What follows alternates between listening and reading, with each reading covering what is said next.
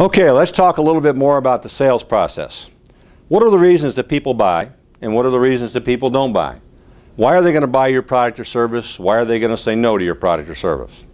Well, you know, there's a lot of ways that people can say no. There's a lot of objections that they can give you. And maybe you might say to me, Nick, there are hundreds of objections that I can get. You don't fully understand my business or my industry. But let me share this with you, and I believe this. I believe there's really only 4 objections that you're going to get in any kind of a sales process. You say you haven't talked to the people that I talk to. No, but there really is only 4 if you want to categorize it. And I think this is pretty exciting because if what I'm going to tell you is true and there's only a few real objections that you can get, well, if you know your product and service, you can prepare for those objections because you know what the prospect is going to be saying to you. And they're going to say one of these 4 things.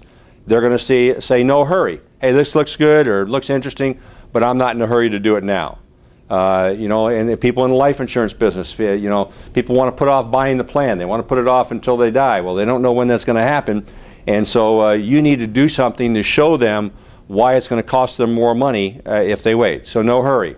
No confidence. They may have no confidence in you. They have no confidence in your company. They have no confidence in your product.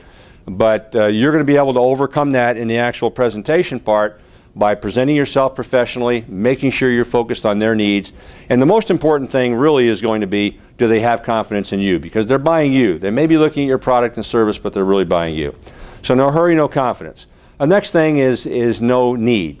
And no need is probably the most important because when you get down to the end of the presentation, if people really don't feel like they need it, they're not going to buy it. It may be a good product, it may be a good price, but do I really feel like I need this? You know, an example, let's suppose you're driving in a driving rainstorm and you can't even hardly see out the front window of your car, and you pull into a service station. And it's raining really hard. You don't even want to get out, and somebody comes out from the service station, which they don't do much anymore, and agrees to put some gas in your car. And maybe you're short on oil or something. So they raise the hood, they're getting soaking wet, and they say, I hate to get you out here in the rain, but I got to show you something.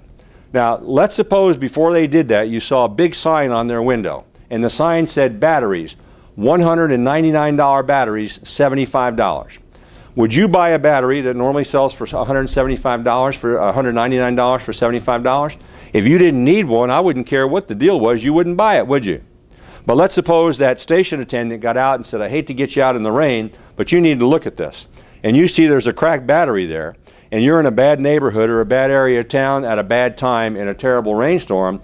If they said to you this, I don't know how you got in here, and you may or may not make it home, but we've got batteries on sale now that are $199 normally. We've got them for $125.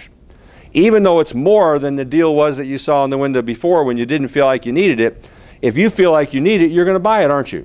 So the price is not really the relative factor if you feel like you need it. So when somebody gives you a price objection at the end of the presentation, all they're really saying to you most of the time is, what you have shown me is not worth the dollar investment that you're asking me to put in. You need to show me more. You need to show me where your product or service is worth more than the dollar that you're asking me for. So no need, no hurry, no confidence. And the last one basically is no money. I can't afford it. But if somebody tells you they can't afford it, what they're really telling you again is, you haven't done a good enough job in developing a need, getting agreement that I have a need, and then showing me how this is going to save me money, not cost me money in the long run.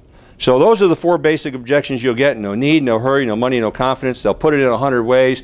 But if you can respond to those and be prepared to answer each of those as you prepare your presentation, you're going to be better prepared, be more effective, and be more successful in selling.